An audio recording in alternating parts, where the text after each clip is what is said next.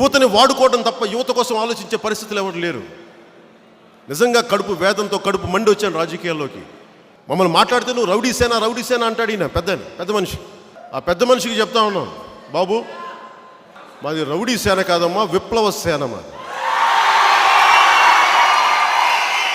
Rowdyism చేసే వాళ్ళకి, గుండాయిజం చేసే వాళ్ళకి ఎదురు తిరిగితే మీకు ఎలా ఉంటుందో తెలియదు కదా. మీకు తెలియదు కానీ మీకు అనిపిస్తుంది, మాకు రౌడీలా అనిపిస్తున్నాం.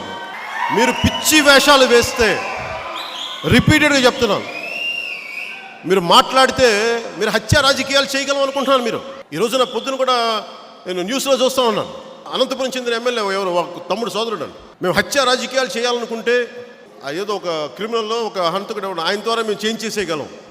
నాకు అర్థం కాలేదు, మీరు వైసీపీ పార్టీనా, వైసీపీ టెర్రరిస్ట్ ఆర్గనైజేషనా, ఉగ్రవాదుల సంస్థ? అది ఏం మాట్లాడుతున్నారా మీరు?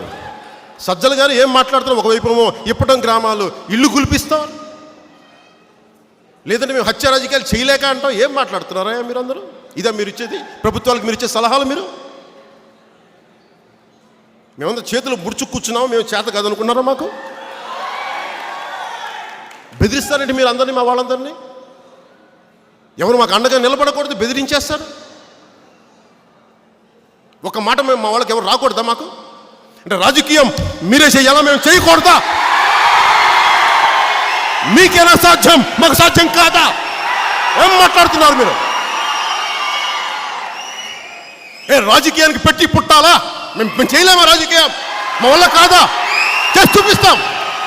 ఈ ఫ్యూడలిస్టిక్ కోటలు బద్దల కొట్టి కొట్టి కొట్టి తీరుతాం.